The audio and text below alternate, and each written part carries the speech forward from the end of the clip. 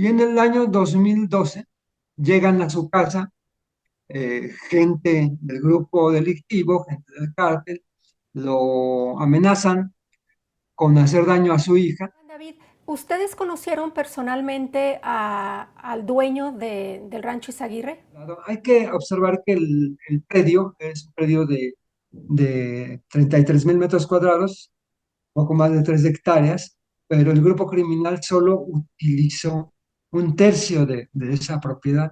No sabemos, nadie sabe quién efectuó esos trámites. Hola, ¿qué tal? Hoy tengo el gusto de hacer una entrevista con un gran colega, periodista investigador. Actualmente trabaja para la revista MX, pero durante más de 40 años ha sido periodista de investigación en México de diversos portales y diversos periódicos de la capital mexicana. En 3 ocasiones ha sido periodista de la unidad de investigación del periódico El Universal, también de la revista Proceso, de Milenio, y bueno, más que presentarlo, es para mí un honor estar con él. Te agradezco mucho, querido Esteban David, por aceptar esta entrevista. La hacemos por Zoom porque tú estás en la capital mexicana, yo me encuentro actualmente en Jalisco. Y estoy muy interesada en hablar contigo porque tu entrevista y tus pláticas que has dado durante las últimas días sobre cómo es que encontraste al titular o al propietario del rancho Izaguirre, esta noticia que ha dado la vuelta al mundo, pues también de quién se trata el propietario y la forma en que actualmente es cómo se encuentra la propiedad de este famoso rancho ya de Teuchitlán, Jalisco, es una noticia que específicamente tú, como buen periodista de investigación, lograste localizar. ¿Por qué no comenzamos desde el principio? ¿Quién es el propietario de este rancho? Gracias, doctor, y para mí es un privilegio hablar contigo y con tu auditorio.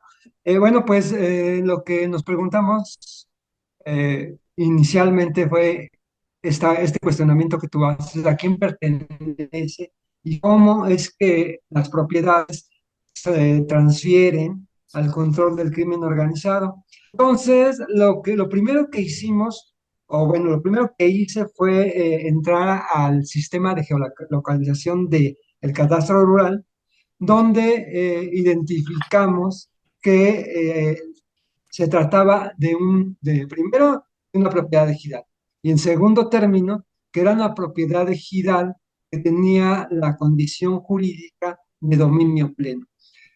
El sistema de geolocalización del catastro rural lo que te despliega es imágenes satelitales y te va marcando las unidades digitales y la condición de cada ejido. Si está precisamente como una unidad agrícola, como hay tres tipos, ¿no? O si bien ya tiene el dominio pleno.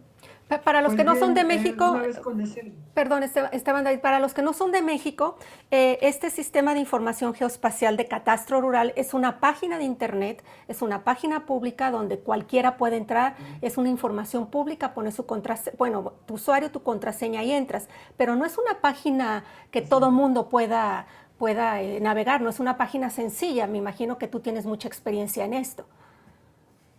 Bueno, pues siempre andamos buscando, ¿no? Maneras de documentar las distintas investigaciones. Entonces, pues sí, con frecuencia, hoy es de un uso muy común para las investigaciones periodísticas, y yo creo que incluso para investigaciones de naturaleza académica e incluso judicial, el uso de este tipo de plataformas, ¿no? Como Google Earth, como esta misma plataforma del catastro rural. El hecho es que con ese dato, cuando ya supimos en la revista que tenía la cuestión de esa condición jurídica de dominio pleno, es decir, que había pasado a ser una propiedad privada, entonces ya con ese dato acudimos o desarrollé contactos en Teuchitlán. Todo esto fue muy rápido porque precisamente tú sabes que en los medios siempre estamos tratando de ganar tiempo, ¿no? De salir antes que todo el mundo, porque pues si no, tu nota se muere. El hecho es que una vez que desarrollamos esos contactos, quiero decir, contactos no elegidos al azar, sino personas que tienen acceso a documentación pública local. Entonces ellos nos ratificaron que en efecto el predio había pasado a tener la condición de propiedad privada. Ujú, Y nos contaron esta terrible historia de alguien que llamamos un ejidatario, al que llamamos Don Genaro. No es ese es su nombre, pero pues, para preservar su seguridad dimos usamos este sobrenombre. Don Genaro es un ejidatario del ejido de la Estanzuela, en Tuxtlan, Jalisco, o era, y en el año 2012 llegan a su casa gente del grupo delictivo, gente del cártel, lo amenazan con hacer daño a su hija y a partir de esa coacción lo obligan a firmar eh, un contrato de cesión de derechos de la parcela en donde después se desarrolló lo que conoceríamos como el Rancho Izaguirre y donde pasaron toda esta clase de, todas las circunstancias tan graves y todos los delitos que ocurrieron en ese lugar, como han demostrado lo mismo autoridades, aunque con diversos, digamos, diversas dimensiones de los hechos, y las mismas madres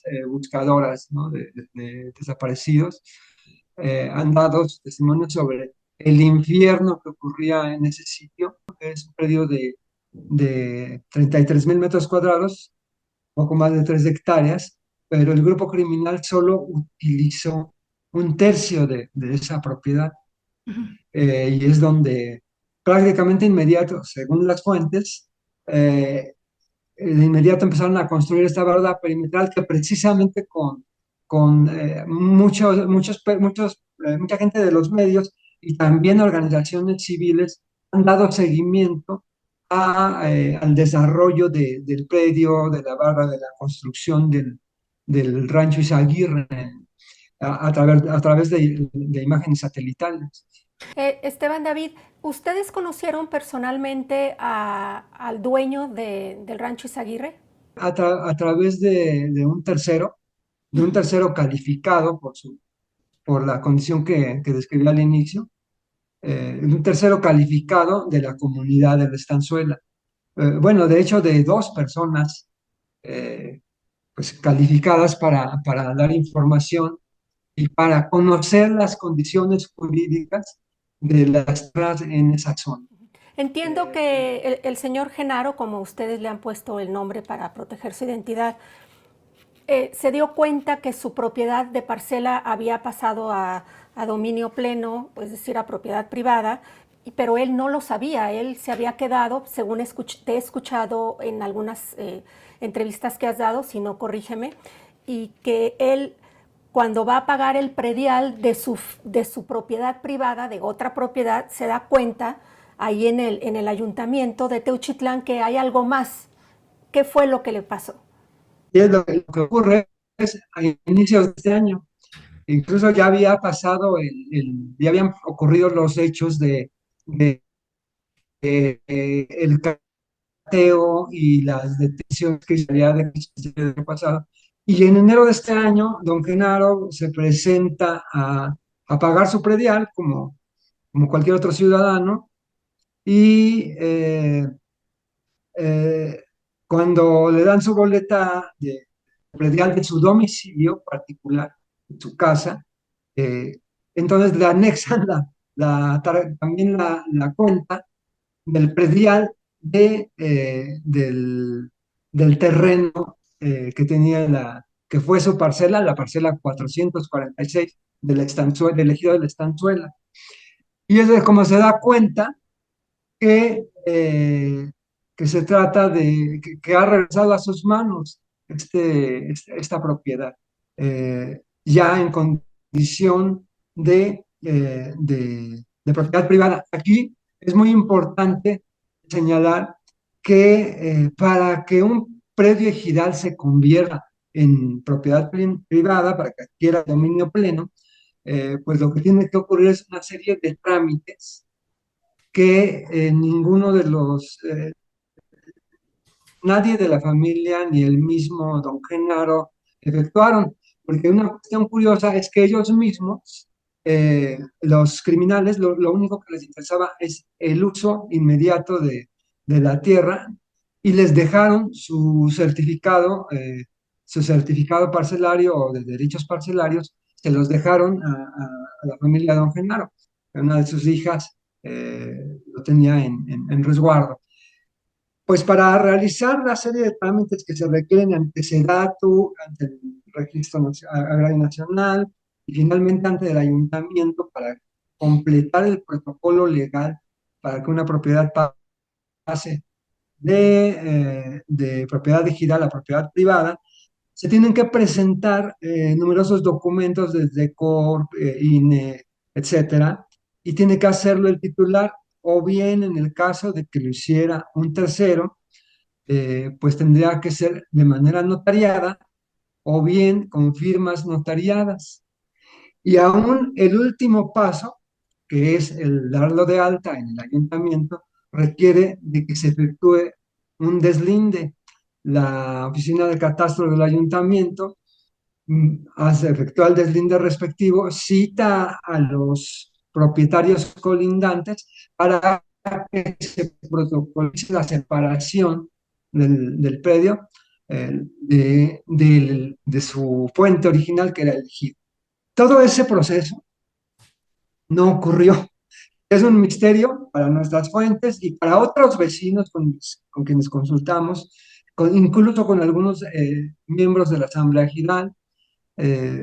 Preguntamos y para todos ellos es un misterio cómo pasó a esa condición de dominio pleno, porque no sabemos, nadie sabe quién efectuó esos trámites, pero evidentemente que debe haber pues evidencias de quién los efectuó, ¿no? Entiendo que ustedes tienen datos de que se han hecho despojos de esta forma, si no idéntica, similar, y que habría alrededor de 32,000 carpetas de investigación por despojos del crimen organizado. Es lo que ustedes han documentado, ¿es correcto? Es correcto, ese es el promedio.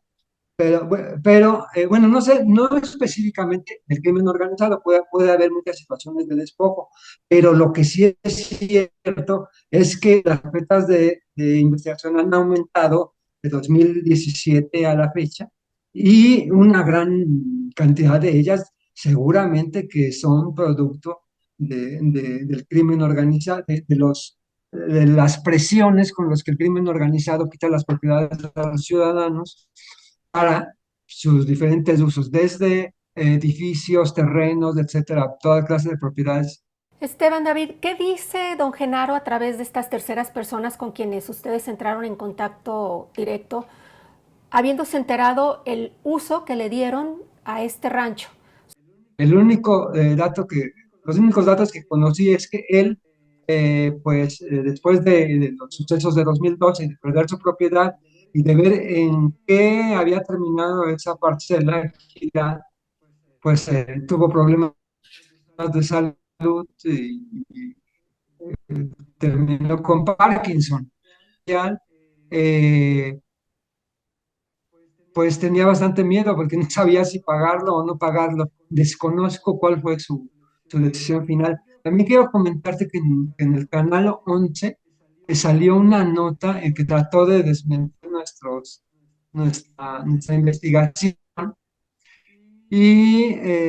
pero terminaron más que desmentirla, terminaron confirmando todos los datos eh, que nosotros descubrimos en la investigación, pero fue una cuestión muy rara porque incluso presentaban testimonios, desde luego anónimos, donde descalificaban la investigación, ¿no? Sin embargo, mencionaban que en efecto la fecha en que nosotros señalamos que se realizó la compraventa, que se trataba de una tierra ejidal, que el señor estaba enfermo, etcétera, ¿no? Del cártel, pues sigue, la estructura sigue ahí, ¿no? Podrán tal vez detener a las cabezas, a los principales líderes, de la agrupación criminal, pero finalmente siguen en zona y siguen con un poderío muy, muy importante. Esta revista digital MX ya está trabajando para determinar quién podría ser o quiénes podrían ser los dueños de este otro lugar de La Vega en Teuchitlán. Ahí los compañeros están de la revista están ya trabajando en esos planes. Efectivamente. Entiendo que hay trabajos de más largo aliento que ya se están preparando en distintas investigaciones más profundas. Okay. Muchísimas gracias, Esteban David, te agradezco mucho y aquí abajo en la pantalla vamos a poner el link donde pueden leer tu reportaje completo que publicaste en la revista digital MX y muchísimas gracias, un gran periodista de investigación. Muchísimas gracias. Un Gracias. abrazo.